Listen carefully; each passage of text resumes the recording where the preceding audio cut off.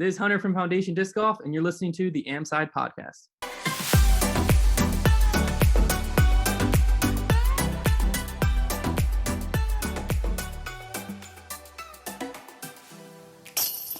Hello and welcome back to the Am Side Podcast, the show that talks about all things disc golf. From weekend rounds of our mates to the Pro Tour over in the States, we've got you covered all from an amateur perspective. As always, we're your hosts, Rob and Dale. Dale, why don't you tell our listeners a little bit about what they can expect from this week's show? Yes, mate. Well, this weekend we have had the Open at Belton, which did not disappoint. The only thing it did was the lack of coverage. I love having that whole weekend of disc golf live coverage, and we only had a Sunday, so we've had to catch up post-production, which is absolutely fine. Everyone sorted out their content, and it was really good to see them. It was a great battle out there. This week's guest is none other than Hunter Thomas from Foundation Nation. Now, a lot of people are going to know him as a disc golfer, but also as a co-owner of Foundation Disc Golf, which is owned by him, Brody, and Paul. It was great to sit down with him. Great conversation, and I can't wait to get out there. Yeah, I'm looking forward to coming onto that a little bit later in the show. But you said it. Let's discuss Belton. It was a great weekend, but only one day of coverage on the last day, and that's through it being a Silver Series event. So it's only worth 25% of regular tour points. But that didn't mean we weren't seeing big names. Last year, there wasn't as many big shooters on the weekend. Ezra came away with the win, but looking back on PDGA, there's only a handful of these names that we're used to seeing week on week. But everyone came out of the woodwork for this weekend's event. And we're going to be talking about some of those big names and the performances they've had just in a sec. In terms of conditions, it was a perfect weekend for disc golf. The sun was out, shorts, t-shirts, a little bit reminiscent of when we started playing. It was. I wasn't surprised that some of these big numbers were coming in from the pros. No, it was that battle, wasn't it? The Raptor versus McBeast, and one had to prevail, but it went down to the final couple of holes. There's some great disc golf played, putts being missed, putts being made. It was awesome. I am in love with that course as well. I think it really suits. There's some great holes. That first hole, you're throwing this massive spike hyzer. Doesn't look too difficult, but it shows. There was people making lines I'd never even seen before. But that course is definitely one up there for me. I mean, a hole that I would love to play. I believe it's 16, the Woods hole. They sort of they were saying on the commentary that it has about 4 holes worth of trees in one, and it was definitely a punisher for some of the guys out there.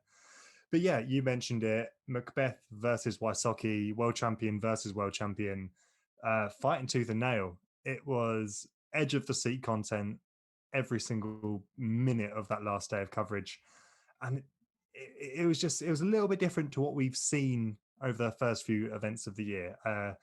This year, we've seen people get reasonably comfortable going into the last round, and all they had to do was hold that lead. There wasn't a lead to hold from Macbeth going into round 3, and it was just a wonderful performance. Fans of the show will know that I'm a big Heimberg fan, and he was trading in third the whole time, but he would have had to put a better than -18 round in, and Wysocki and Macbeth would have had to throw a horrendous round to move up a position from third. So there's some battling a little bit further down the charts, but the that 1 and 2 spot were the ones that people were waiting to see who came out as a winner. No, agreed. But I think some people on the Pro Tour need to start moving, because we're seeing some big names not making it up there this year. I think Kevin Jones is struggling. He's absolutely smashing it in the match play. What is it? Skins matches beforehand, but I'm not seeing a lot of action from him this year.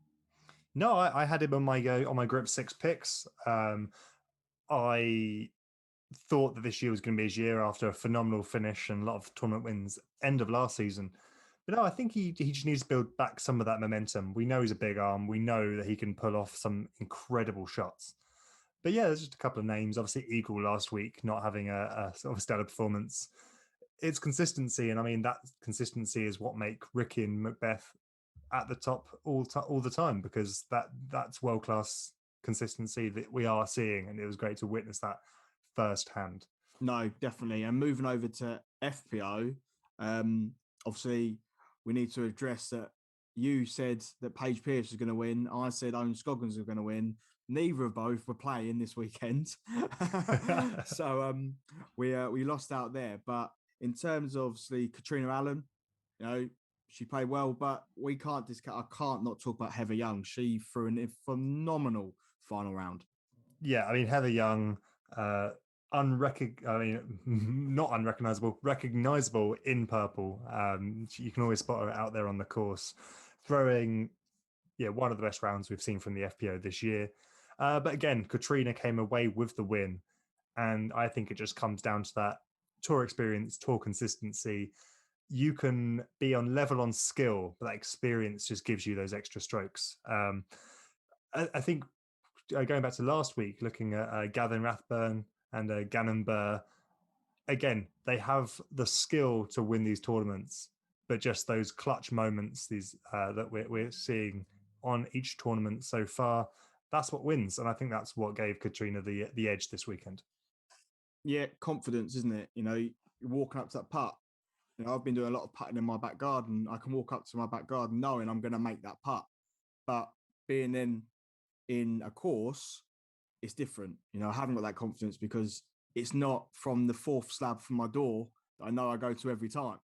It's going to be inside that tree line or something like that. So I think, Katrina Allen's experience in disc golf showed this weekend and showed that, that she'll prevail. But I don't think that people should be discounted. I'm looking forward to. I think the FPO season so far has been very good. It wasn't that era so far that we thought it was going to be, but I'm excited for more FPO action. Absolutely, and the crown is not safe on the MPO. I mean, yes, McBeast's got a tournament win, but no one's looking safe. I mean, I'm not even convinced Wysocki's going to be safe up there next week. It's anyone can win at any moment situation over there on the MPO, which is great to see. But just talking about that mentality that you said about going up to putts and having the confidence to hit putts, also the confidence to know that you've just missed a bad shot, you've thrown a bad shot, and walking to the next hole. That's what we're seeing with the younger players getting to their heads and potentially messing up the next 3-4 holes. You're seeing these players, that, okay, McBeast had to get a birdie, but he got a par. But you know what? He might have been a little bit frustrated, but he picked up his putter and he went on to the next hole and threw that hole well. It's that consistency that I always try and look for when I'm playing tournaments and rounds, thinking, you know what? That was hole 4, let it go. Hole 5's next. And equally, when I got my ace when we were playing on our round, I mean, you remember that I aced one hole and then I sevened the next hole because I wasn't letting an exciting moment. I wasn't letting that go to move on to the next hole. So yeah, it's mindset and mentality which make these guys at the top the reason they're at the top. Yeah, it's moving on, isn't it? I think from what I've seen from you and what I've seen from me, one thing we're doing a lot better is playing each hole as their own. We can go out there at the moment with a traveller basket and make our own holes, which has been awesome. Really, really enjoyed that. But I will have a bad hole, but usually that will go on to the next hole and to the next hole. But I'm trying to forget about it, and I think it's definitely helped me and it's helped you. And that's one thing we're learning from tour, and I think that's amazing to watch from live disc golf, is that you can learn so much about not just how they play, but their mentality and what they're doing on that next shot, because you can see how angry they get, but then you can see on the next hole joking around and throwing an absolute park job. Yeah, I mean, some of the best games I've ever played, rounds I've ever played, when I haven't been looking at the score, and you understand why people don't look at score while they're out there, because as soon as you get in your head that you're 4 down, then you're actually 4 down. If you have no idea what the score is, you're not down at all. You're playing it yourself, you're level pegging, and you're good to go. And I mean, in your head, you're winning this thing, right? If you throw a few more good shots. So, and disc golf mentality is definitely something we're going to address with guests in the future, and something that I think is really important and a huge part of the sport. But talking about discussing things with guests, let's move on to this week's guest, someone that me and you have seen really from the start of our disc golf careers because of the wonderful, incredible, and fun content they put out on YouTube. On YouTube, it's very easy to get into this sinkhole of instructional videos or watching Paul McBeast throw 18 downs, but you look for something a little bit more lighthearted, some challenges, some jokes, some games to play. And that, of course, is Foundation Disc Golf. So we have their co-founder, co-owner, Hunter Thomas, sitting down with us and hear a lot about that story. Awesome. Hunter from Foundation Disc Golf, thanks for joining us on the show. Yeah, of course. Thanks for having me. So if people aren't watching your content online, can you give us a quick intro to who you are and what you do? Yeah, so Foundation Disc Golf, we started a little over 2 years ago. We're an online retailer, but a lot of people know us more from our social media side. We do a weekly podcast. We drop 2 videos a week. TikTok, Instagram, all that stuff. We just like to have a good time out there and enjoy the sport we all love. Amazing. And so we did a little bit of research before the show. We're professionals as we all are. So we know that you started playing disc golf at Liberty College. Well, I say you played disc golf. We're interested about, is that where you started or did you play the game before? And how did you get into the sport of disc golf? Yeah, so my first experience with disc golf ever was in, I think, middle school. My brother's PE teacher at his high school had a bunch of baskets and taught him how to play. And I went out with the DX Archangel and a DX Birdie. And we went to a local park and I played once or twice then, didn't really care for it. I was always focused on basketball, so that's all I did. And so I just completely forgot the sport existed until my senior year of high school.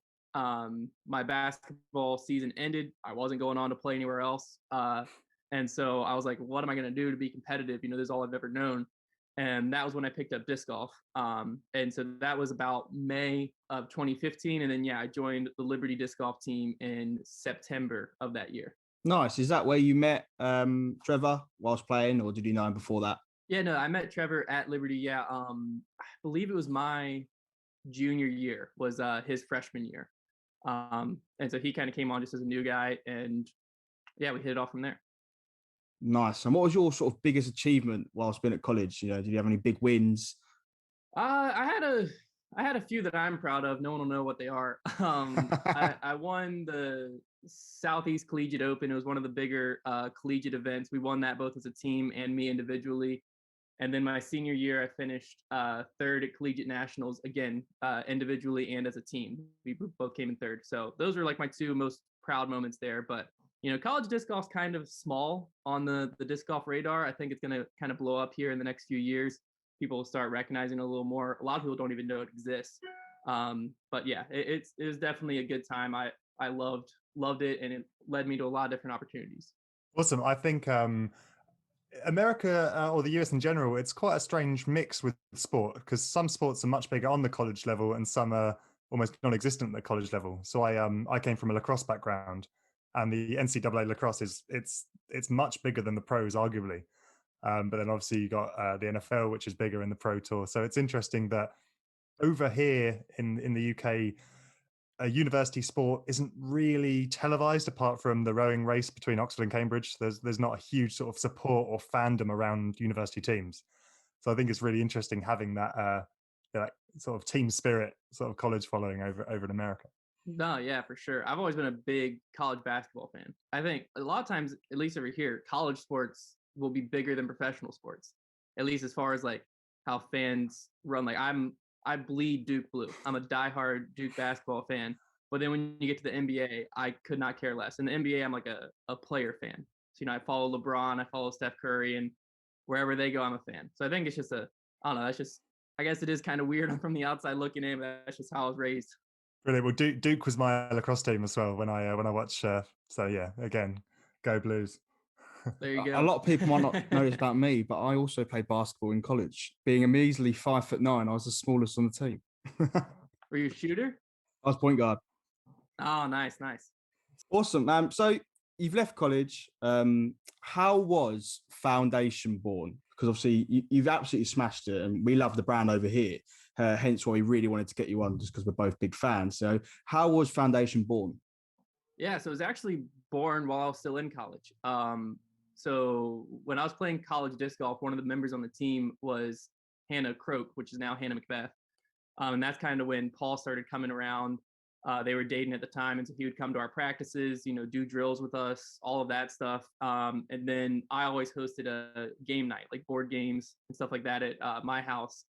And Paul started coming to that and just hanging out with us. And it was actually in 2017, Paul first brought up the idea of opening like a retail store and like having it online, hopefully eventually having it local and trying to grow the scene here in Virginia where we're at. And that original conversation was me, Paul, and actually Nick Carl, because at the time he lived in Virginia. And, we talked about it a ton. Then the 2018 season started, and all of that kind of just got pushed aside. No one really thought about it again. We'd already named it Foundation. I actually have the original logo somewhere. We've never used it before. We named it Foundation back then, and then we never thought about it again. It was kind of just done. 2018 rolls around, and there was another guy on the disc golf team. His name was Zach, and me, Zach, and Paul sat down, and the idea, we were just kind of talking. We were all friends.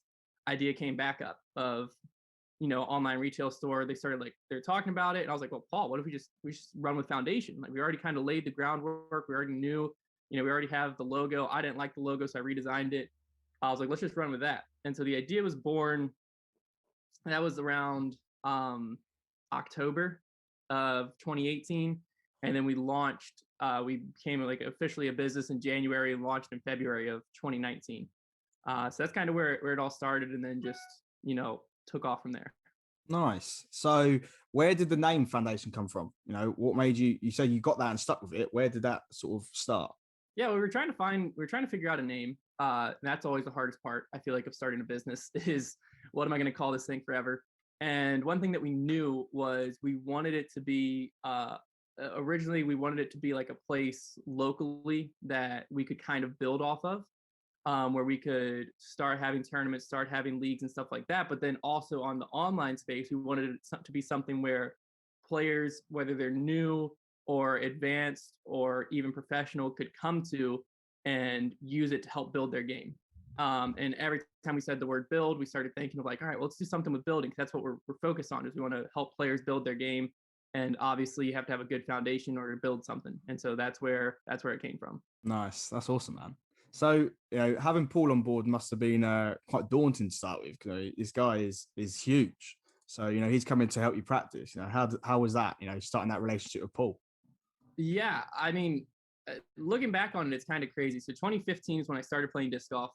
And me and my brother are very much like, if we get our mind focused on something, we're all in on it. Like we just dive, head first. I think within my first month, I had a backpack bag with like 30 discs in it. Like I shouldn't have, but that's just how we are. Sounds familiar. And so yeah, exactly. I think that's how most disc golfers are.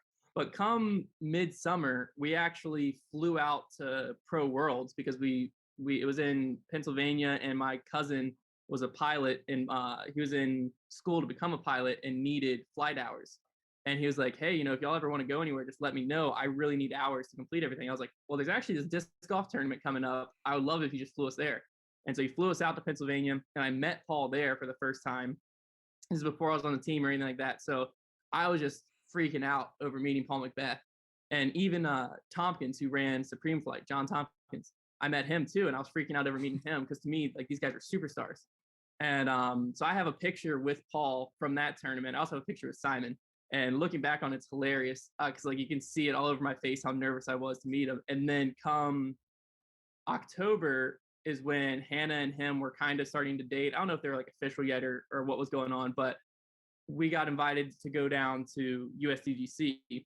And so I'd somehow become good enough friends with the group that was going that I got to go. And so then that was really cool, because we were all hanging out at Paul's RV, all that stuff. And again, I'm just a huge fan at that point. So as you can probably imagine, I'm losing my mind trying to act cool. I'm freaking sitting in Paul's RV playing FIFA with the guy. And I'm like, this dude's a superstar. What's going on?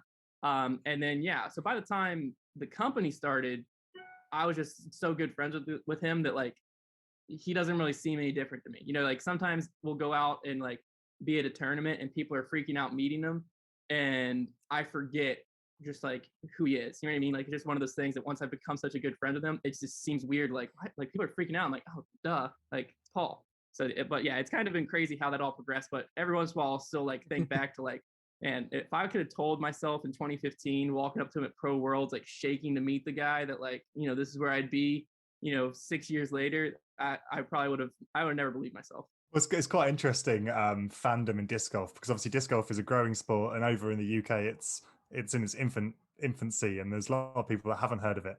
So I'll be messaging my friends. We've sat down with Ezra and Nate Sexton, and I'll message them saying we've got Nate Sexton on the show, and they're like, Nate who? Like, is he? Yeah. And then we obviously talk to the disc golfers that we're in the community with, and they're like, that's mental, that's crazy. So yeah, it's definitely strange. Like, depending on who we're speaking to, it's either a massive deal or just some guy that could be walking along the street who no one knows who he is. So No, exactly. but Yeah. talking about sort of superstars and someone that transcends disc golf, and someone that's now, I mean, he's an integral part of the foundation family, is Brody. Now, we've spoke about how he got into the sport in the first episode of the show, and Dale, his inspiration to play disc golf was through Brody's videos and the content he was producing.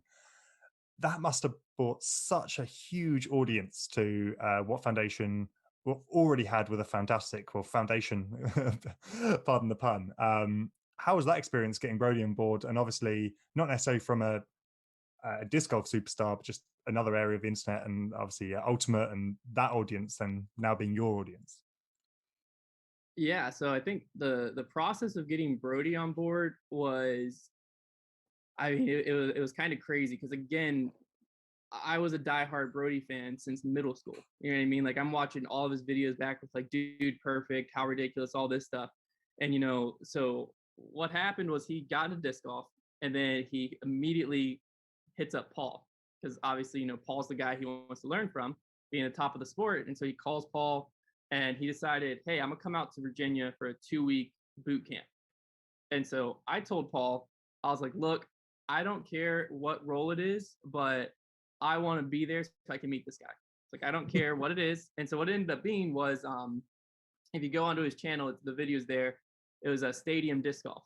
We went to the university I went to, Liberty, and they allowed us into their football stadium, gave us full reign over anywhere we wanted, anything we wanted to do, and let it. Originally, Brody was going to shoot a few trick shots. We got a few in; those were on Instagram, I think. But then he was like, "Let's just play disc golf. Let's just move the basket around and play some doubles." And so I was losing my mind, because I showed up that day with the mindset of, I'm gonna be a cameraman here. Like, that's all I'm here for. I'm gonna say hi to the guy, and then I'm just a camera guy. And then next thing I know, I'm in a Brody Smith video. And I was like, holy crap. And that's all I thought was gonna happen of it. You know what I mean? I was like, yeah, this guy's gonna get into disc golf. It is what it is. That's the last time I'm seeing the guy, unless I see him on tour. Months later, I think it was about April, he calls Paul and was like, we need to do something business wise with disc golf. Like, there's a big opportunity here. We need to get into a business together, not knowing foundation existed. And so then Paul's like, well, I actually kind of have something with foundation. You might be a really good fit, because one of our big focuses is social media. Would you be interested in talking to them? And so then he sat us all down, and we got on a phone call, like, with Brody, me, Paul, and Zach at the time. And we all talked through it. And that was like April. Brody officially came up and bought in May. And July, we had 0 discs in our inventory anymore, because we weren't prepared for what he was about to do. Yeah, I remember that. Yeah, that was a great time, but it was also a very stressful time, because you would think he's just sold out of everything. Amazing, great job, but that was like the most stressful thing, because you're starting from scratch. Like, we built this store for a year and a half, and then out of nowhere, we were back to square one. We had empty shelves. Literally, there wasn't a product on our shelf. Like, because we did that signing with Brody and Paul, and every single disc was wiped from our inventory. And then it was also right around the time that stuff started happening a lot more with COVID, to where we couldn't build an inventory back. So it's been an uphill battle ever since then. I wouldn't change it. If I went back, we would do the same thing, because it was a great experience. But there was a 3-week period where we had orders in, but they couldn't get fulfilled, and so we were just sitting there, just twiddling our thumbs, making YouTube videos, because we couldn't even really go into work the next day, because there was nothing to do at work. Nice, man. I think for me, obviously having Brody and Paul on board obviously is bolsters foundation. So you being that massive fan of them both, what was it like when you started sort of filming videos? Were you nervous? Were you playing differently, or you think you were trying harder because you just wanted to impress these guys? Or No, not really. So videos, I'm not the best like filmmaker, and like I'm not like a cinematic arts person, you know what I mean? We've hired someone now that is. If you've seen some of our like hype up stuff, that's why we hired him. Is that Connor? Yeah, Connor's ridiculous. That's exactly what he's good at. So going into it, like the stadium disc golf, I'm pretty sure we filmed it on Brody's camera, and the second camera is just a phone. And so like I told Brody going in, I'm like, I can follow a disc when it's in the air. I was like, but like I hope you're not expecting something crazy to come out of me. He's like, oh no. He's like, normally I shoot it myself. Like I don't care what you do. And with Paul, we were just friends. And so when we first headed out to the course and did like I think our very first video we shot with him was a practice round with Paul. And it wasn't really like anything was expected because we were just two friends with a camera out on the course. You know what I mean? It felt kind of natural. It didn't feel, by the time that they joined in and we were like actually flowing with videos, it didn't feel like a big deal to me at that point. Just because we were already friends, if that makes sense. So it just kind of just felt like you're just heading out to the course and shooting a video with friends for fun. And if someone watches it, they watch it, type of a thing. Oh, and moving on to sort of the videos you're now creating, I think what I love about Foundation is it's the polar opposite of every other disc golf video on YouTube, because other ones are instructional and this is how you play disc golf. And some of the ideas that you guys are coming up with, which is like the whose line is it anyway, where you can throw infinite shots, or recently the full power, the full send video, where you sort of, it's stuff that you would never do in tournament, but it's really, really interesting and fun to watch. So as a creative outlet and a different side to disc golf, it's quite fresh to watch those, especially if you just sort of come off watching 3 hours or 4 hours of live content, and it's like, okay, let's go watch the Bogey Bros throw some discs into some trees. I look forward to Tuesdays and Fridays purely for those videos, because you have got some of those instructional videos out there. And as Rob will know, and everyone that plays disc golf, last year I completely eradicated my run up. I was being that person exactly how you described, erratic, no timing. So that video you put out with, let's just get rid of the X step and start again, has been massive. And it was only yesterday that I started to put movement into my drives. So it's been a long process, but if people stay out with it, then it's definitely worth it. So anyone out there looking to get better their form, that video for me, it changed it. That's awesome. Yeah. I think one thing that people don't really realize is we're almost running two businesses, if you kind of look at it, right? We've got the retail side, the online store, where we're hoping, to be the one-stop shop for a disc golfer. You can get your apparel, get discs, get whatever you wanted. And then we're running the social media side. And that was completely intentional, because when we were coming into it, when we were first launching, we were looking at the retail space, and it's flooded. It's even more flooded now than it was back then. And so we were looking at, you have the big dogs in the sport. What are they doing? What are they really good at? And then what are they not doing? And one of the biggest things that we noticed, the gap in the market, was regular social media content. It wasn't out there. You know what I mean? And so we were looking at it, and everyone's Instagram and stuff was focused on discs. Everyone's YouTube comment was either like coverage of tournaments, or it was instructional videos. And so we were looking, and I was like, what's missing here? And one of the biggest things was like challenge videos and just people having fun. And I'm like, when people are coming from other sports and stuff, and even when they're just getting to disc golf, when you just get in, there's this initial rush where you're watching everything on YouTube. But then there can be like this lull where you get burnt out because you've been playing so much. And I was like, what I want to do is give people ideas to just keep disc golf fun. And, go out with your friends and like, hey, Foundation just tried rope handicap challenge. Let's go buy 100 feet of rope and let's play it. You know what I mean? But then on top of it, we wanted to also provide those videos for people who are trying to take it a little more serious. And that's where some of the instructional videos have come from. And that's something that as we grow, we're going to bring back. It's going to be a weekly, quick tips instructional series. And then that's also where the podcast was birthed from, was now a more advanced player who's really into the pro side. Now we have this podcast where they can listen and get super into, the pro side, sports analysis. We're not an interview show. It's just me and Trevor sitting there analyzing and giving our opinions. Because that was another thing. We felt, a lot of podcasts on the disc golf world were just bringing pros on every week.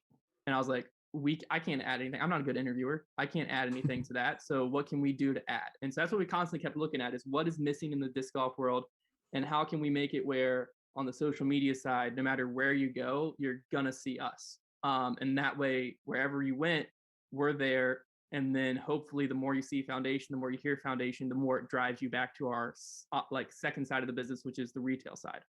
So that was kind of the whole plan from the beginning. It took a long time to get to where we can create content where we almost have stuff coming out every day, because originally both like we were all working full-time jobs outside of it.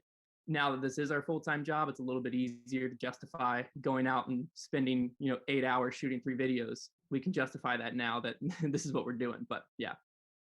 Nice, man. And as of recording this, you've just hit 50K on YouTube, which is huge. I want to discuss that photo shoot.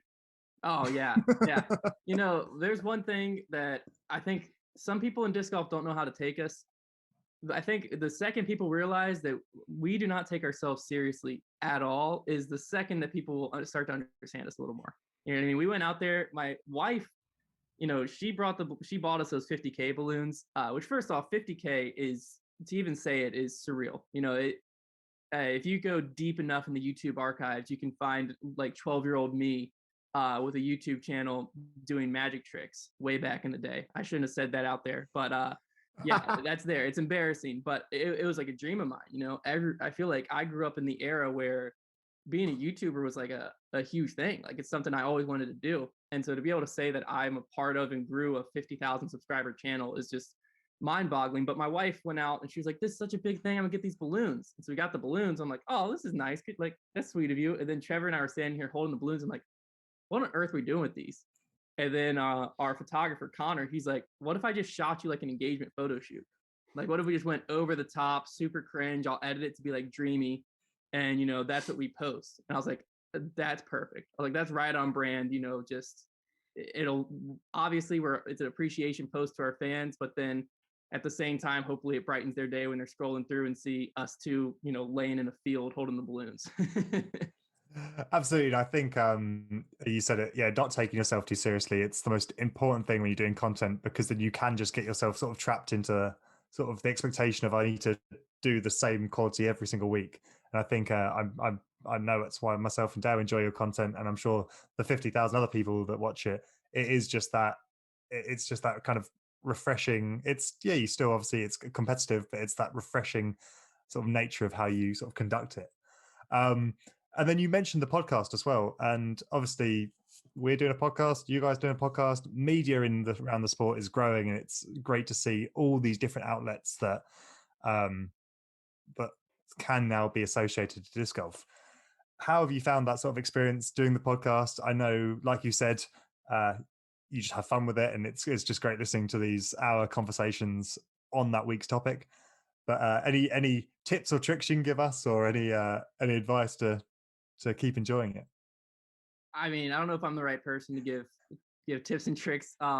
When it first started, it was more just, it started with Zach and I way back when, like, I think we might have started before Foundation actually started. It was always on Foundation's YouTube channel, but it was a live stream. And at that time we were just mimicking Smashbox. Smashbox, they were the guys. You just mimic them. And so at that time we did plan on having interviews and stuff like that. And week in and week out, we just found, like, if you go back to some of our earlier ones, we did have some people on. We interviewed, Jonathan Gomez from Jomez and stuff like that. But we just found out that wasn't what we personally enjoyed. You know what I mean? And so I was like, what I like to do is just sit down and just talk sports. Like, I just want to talk about disc golf. You know what I mean? And so that's kind of where it evolved. And it was always live. We always did it live on YouTube. And I think it was because it was just, that was the disc golf mindset. Was, when you do a podcast, it's live on YouTube. That was what all of them were, or like the ones we were modeling ourselves after. And then that's when Brody came in, and he was like, why do you do it live? I was like, well, that's just the thing. He's like, well, yeah, but like, why? He's like, because then if someone doesn't watch it live, they missed out. He's like, so then you're missing out on all these people who want to listen to it on the way to work. You're interacting with the chat. And so then, we're pausing the mid-interview to be like, oh, well, this person brought up a great point. And then you're breaking that wall to where someone listening afterwards, can't really enjoy it. And that's when Grip Locked really took off, is when we switched it up. We sat down in studio. It made it where the quality, both audio and video, was better, because we could actually take our time, actually shoot it. We started shooting in 4K and then downscaling to 1080p, stuff like that, to where we can really take our time, process the audio, add compressors, all of that good stuff, and make it where it actually sounds good. And then it also allows us to kind of plan out the show, shoot it when we want it. So then Trevor and I can just sit there, have a good time, and, give our opinions on stuff. But I think what you had said earlier is exactly it. Like, you got to do this because you're having fun. You know what I mean? You got to just do it because you and your friend want to talk about disc golf. And that's what multiple times I've told people. I'm like, our opinions on the show are just that. They're our opinions. You know what I mean? Like, they don't mean anything. I've never been 1,000 rated in my life. My opinion when it comes to like what a pro's mindset is and stuff, yeah, I can give my opinion, but it's only validified if people think it's true. And if like our audience appreciates it. That's the only time my opinion matters, is if people give worth to it. But I'm just sitting here and just talking disc golf with a friend, and I'm putting that out there onto the internet. And if people like it, they like it. And you know what I mean? And so we've had some people who are like, who the heck are these guys? Why do they think that they have the right to tell us how disc golf's supposed to be? I'm like, that's just not it. We're just talking. You know what I mean? And we have a mic in front of us and a camera, but we're just talking.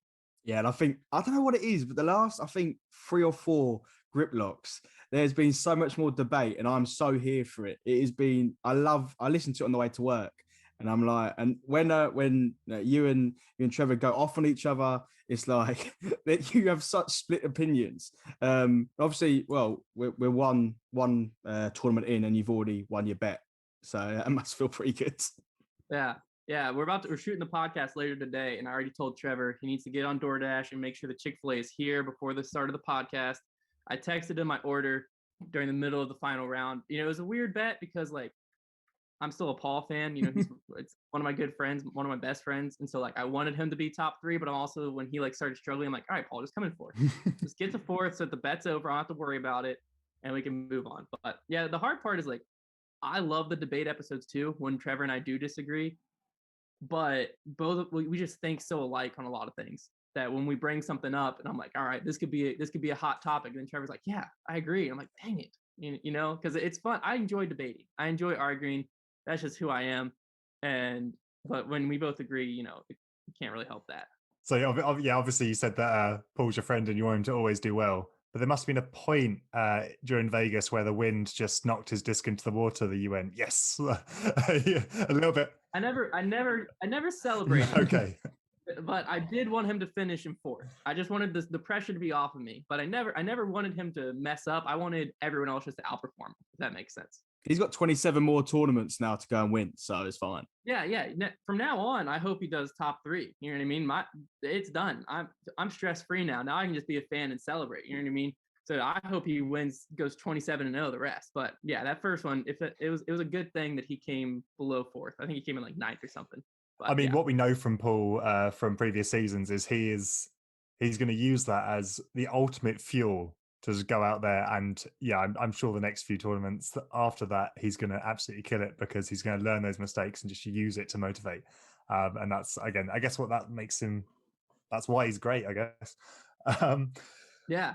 One thing people don't really know about Paul, because you wouldn't know it unless you're standing right next to him when he's warming up, is the dude. First off, he's relentless in practice and stuff. People know that. But he'll literally take disc golf podcasts who, like, especially this week, right, where people are going to be talking about, like, he came out with that $10 million contract and then finished 9th. You know what I mean? There's going to be a lot of hate out there, especially on podcasts and videos and stuff like that, of people saying, like, is Paul washed up, whatever. He'll play that stuff on repeat while he's warming up putting before the next tournament. So I'm sure at Memorial right now, he's got someone, I don't know who's come out with a podcast yet, in his back pocket blaring, where, you'll literally hear people talk, or like, I'll be standing next to Paul filming him for whatever, and I'll literally hear in his pocket just people saying Paul's washed up, like it's over. You know what I mean?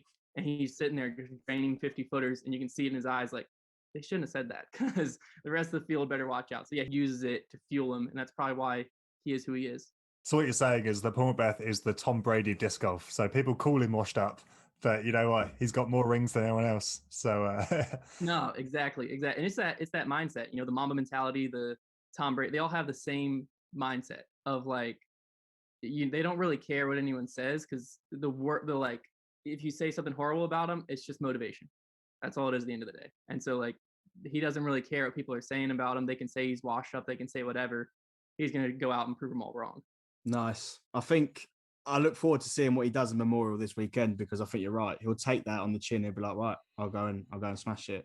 And I think I'm disappointed this year that Memorial is not going to be as televised, because obviously they won't close the park, etc. Because I think it's a great course and it's one I look forward to every year. So it's disappointing, but we've got more disc golf on the way. No, for sure. There's gonna be plenty of disc golf to watch this year. Well, one question that we love to ask all of our guests is a negative of the sport, and it's the biggest part of the sport, arguably, which is losing discs. Now, me and Dale have watched enough of your videos to know that it's probably quite a big part of your game. But could you tell us one example where you've lost a disc? Was it a signature series super collectible disc, or was it one that's meant a lot to you, where you've lost it, you never got it back, or you did get it back? Hey, maybe it's a happy ending. But something that sort of kept you up at night thinking, oh, if only I threw that on an Anheuser instead, or something slightly different. Yeah, the first one that came to mind is this disc. I threw it all throughout college. Well, I say all throughout. It was mainly my senior year. I had it before then. I threw it somewhat. It was a Prodigy D1, 400G, I think. My senior year of college, I was sponsored by Prodigy. Our whole team was. And so I had to throw Prodigy, so it came back in my bag, and it just became my go-to. It was just like perfectly beat in D1. It would, like, I throw it on hyzer, it'd flip up, ride to the right, and then come out at the end. And it had a Old Dominion disc series stamp on it, which is like the local area is called Old Dominion. Virginia's Old Dominion. And so everyone on the team called it OD. So every time I bring it out, they're saying OD, they're getting it hyped up. This disc just seemed to have like powers. Like, I remember at Nationals, I hit lines with that thing that I don't know how I did it. So we just said it was the disc because we knew it couldn't have been me. And so that disc was just special to me. Like, I think I had so many memories on it. I had so many good throws with it at collegiate nationals, leading to that finish and all that. And then July 4th, I think it was this past year, or maybe the year before. I don't know when it was. It was sometime after nationals, July 4th. I remember that I hadn't played disc golf in like a month and a half because I've been so busy that I'd only played in videos. And so, like, I hadn't really thrown it much. I hadn't done anything competitive. And I was like, you know what? I'm going to go through like a true practice round. Like, I'm going to go take a few shots, figure it out. I set up to this par 4. Through my first few drives, I'm like, I'm feeling pretty good. It's a downhill, like 600 some foot par 4. I was like, I'm gonna go for the green. Why not? It's a practice round. So I pull out OD. I threw it on a hyzer flip line to the left. I ripped it. It flipped up and rode to the right. It looked like I was gonna park it. I was like, holy cow, I did it. And then it hyzered out into this field, and it was like pin high, but it was just like super tall grass. So I walked over there, looked and looked and looked, couldn't find it. I looked for like an hour. Disc was gone. So I was devastated. I finished playing the round, and then a month later, I got a call. Someone had it. I drove to Roanoke, which is an hour away, to meet the guy. Got it back. So stoked. But at that time, I was on Discraft Underground, so I couldn't put it back in my bag. So I was like, okay. So I brought it home. I put it in my closet. And then now I'm no longer on Discraft Underground. I'm throwing a mixed bag. So I was like, sweet, I can get it back out. The disc is gone. I have no idea where it is. I don't know what happened. It just disappeared on me. So it's like I have it. I'm in possession of it. I know that, but I'm also not, because I don't know where it is and it's not in my bag. So it's kind of a bittersweet ending there. I want that disc back so bad, but I don't know where it is. Somewhere. It's a roller coaster. Yeah. I think the next time that you lose a disc, if you lose Old Trusty, I think it's over. Game over. Me and Old Trusty might be breaking up. I think it might be time to retire that disc. I've considered, Trevor and I have talked about ways to properly send it off. And the one we've kind of landed on that we might be doing, we might not be, we've got to figure out the legal side of it, is putting in a box full of tannerite, just shooting it so that thing just blows up and we give it a proper send off. But I've hit one too many trees with it. I just don't know if I can justify it. That's unreal. Brilliant. Well, I think that really brings us to the closest to the end of the podcast. So thank you so much for coming on. It's been awesome to chat with you. As I said, we're both big fans of Foundation, and we'll continue to support as best we can. Why don't you go and shout everyone out everywhere they can find you, so we can try and send the UK population to Foundation. Yeah, I really appreciate it. If you go to any social media, you should be able to just search Foundation Disc Golf and find us that way. I think we're literally at Foundation Disc Golf on everything but Twitter. Twitter, we're at Foundation DG. We also have a Twitch channel. We stream once a week, mainly playing Rocket League. I don't know if that's big over there. mainly playing Rocket League and sometimes Warzone. That's Foundation Gaming.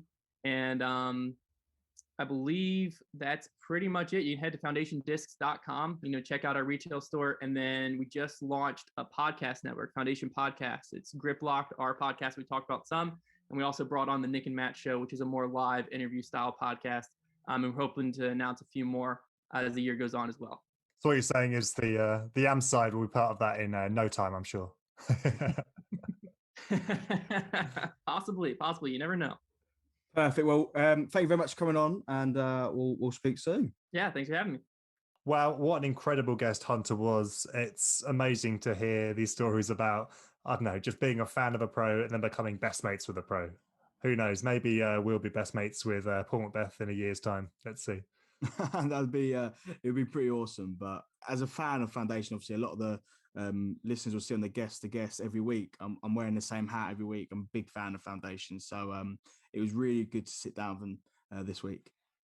And I just want to call out our guys for guest the guest. Right, we're giving you £15 on the line for guessing this thing. Yes, Hunter was harder. He's not going to come to mind when you're talking about disc golf players on the Pro Tour. You guys had some wonderful guesses. But our next guest the guest, we want someone to get it, guys. Come on. The money it's a free disc. It's £15 disc hub voucher. Just one guess. And you can have as many guesses as you want. It's not one guess per person. So let's get that money won. Yeah, you've got to do better on that. But talking about doing better, we need to do better on predictions. Now, I've double checked my predictions. I'll definitely play in next week. So we're all good. But let's start with you, FPO and MPO. Who you got? Oh, it's a hard one. Let's go MPO first. Actually, you know what? MPO is not a hard one. I'm going Calvin Heimberg because he came third this week. He hasn't been out of top 5 position this year. Maybe he's always the bridesmaid, never the bride, but I refuse to believe that's true.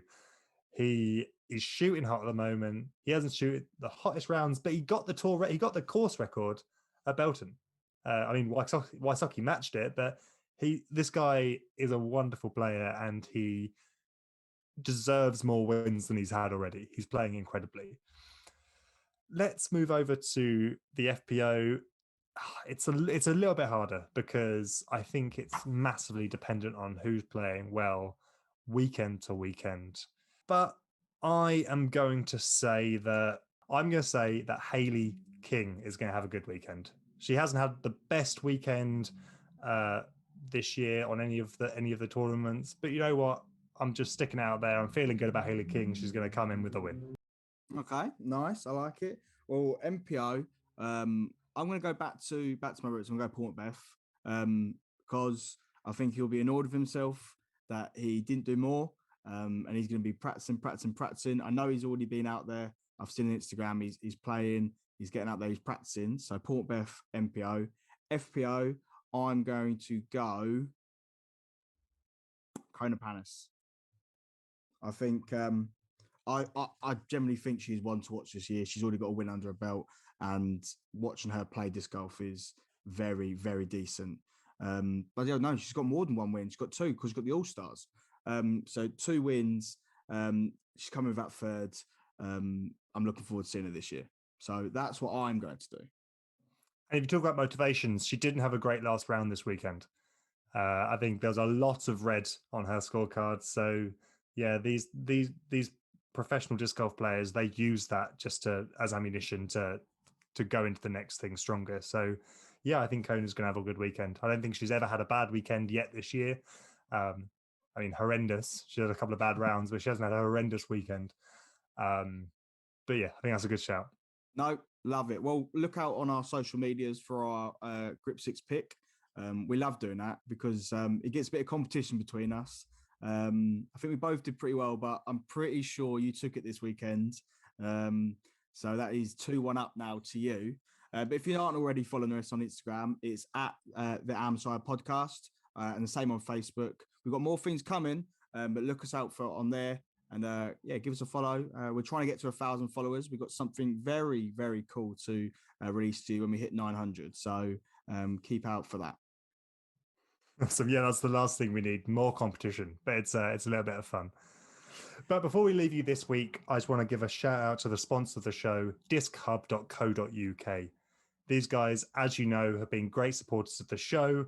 Dale mentioned a giveaway, and there's going to be a couple of things from Disc Hub in that giveaway. So please go check them out and make sure you use our code AMSIDE5 for 5% off any of your orders that you put in with them. Yeah, awesome. So until next week, guys, if we don't see you on the course, we'll see you on the Amazon side.